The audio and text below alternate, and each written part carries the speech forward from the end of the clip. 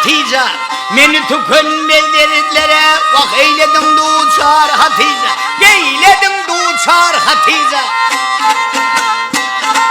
Vak gözüne türme yarasar. Ağzına hurma yarasar. Boynuna girme yarasar. Cennet midir hür Hatice? Cennet midir hür Hatice?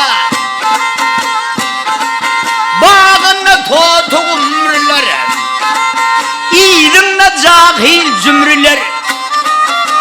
Ha koynumda koşa yumrular, alma mıdır vah hey nar Hatice.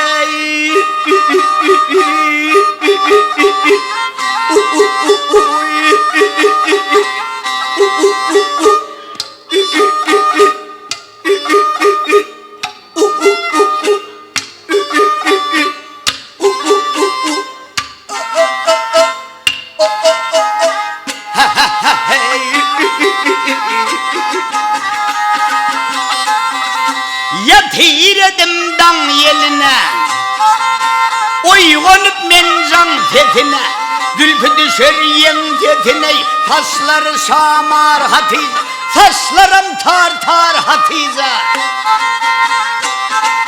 Seydi diğer bu şertlere, geldi kadim kıyurtlara. Könüdün galen dertleri teneyle vah hey Melhem Hatice, can Hatice, han Hatice.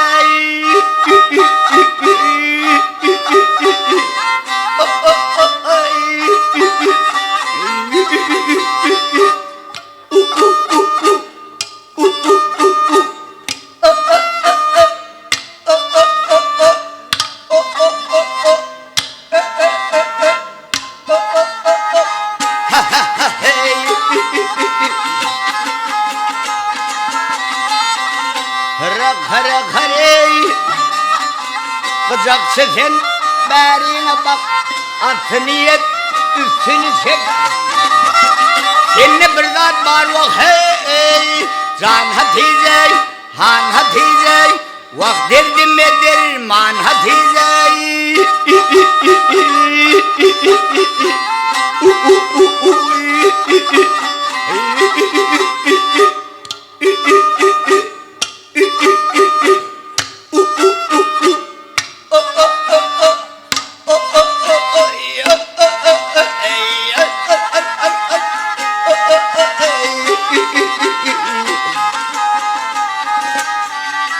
Sen ne bir zat var o